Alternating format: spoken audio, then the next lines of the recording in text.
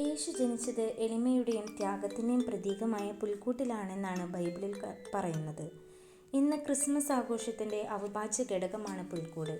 ഇത് കേവലം ഒരു പശുത്തൊഴുത്ത് മാത്രമല്ല, രാജാക്കന്മാരും ഇടയന്മാരും മാലാഖമാരുമൊക്കെ ഇവിടെ സന്ദർശിക്കുന്നു.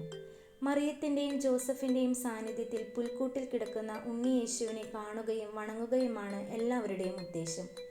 ആദ്യമായി പുൽക്കൂട് നിർമ്മിച്ചത് യേശുവിൻ്റെ ജനനത്തെ പുനരവതരിപ്പിച്ച് ഇറ്റലിയിലെ അസീസിയിൽ നിന്നുള്ള രണ്ടാം ക്രിസ്തു എന്നറിയപ്പെടുന്ന ഫ്രാൻസിസ് പുണ്യവാനാണ്.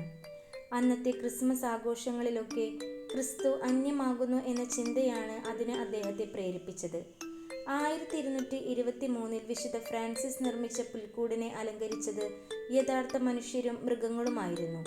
അതിനു മുൻപ് അദ്ദേഹം ഇസ്രായേലിൽ തീർത്ഥാടനത്തിന് പോയപ്പോൾ ബെത്ലഹേമിലുള്ള യേശുവിൻ്റെ ജനനസ്ഥലം സന്ദർശിക്കുകയും ആ പ്രചോദനത്താൽ പുൽക്കൂട് നിർമ്മിക്കാൻ തീരുമാനിക്കുകയുമായിരുന്നു. ആദ്യത്തെ പുൽക്കൂട് ഒരു ഗുഹയ്ക്കുള്ളിലാണ് വിശുദ്ധ ഫ്രാൻസിസ് ഒരുക്കിയത്.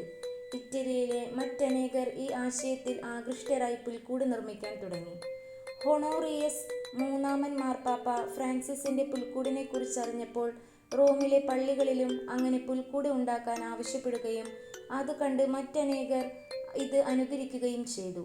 പുൽക്കൂട് നിർമ്മാണം ക്രിസ്മസ് കാലത്ത് വ്യാപകമായതോടുകൂടി ജീവനുള്ള മനുഷ്യനും മൃഗങ്ങളും പകരമായി ചെറുതും വലുതുമായ രൂപങ്ങളോടുകൂടിയ പുൽക്കൂടുകളും പ്രത്യക്ഷപ്പെട്ടു.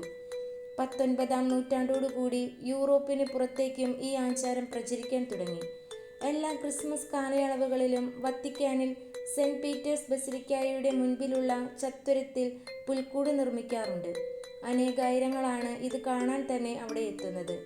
1982 വിശുദ്ധ ജോൺ പോൾ രണ്ടാമൻ മാർപ്പാപ്പയാണ് അവിടെ പുൽക്കൂട് നിർമ്മിക്കുന്ന പാരമ്പര്യം തുടങ്ങിയത്.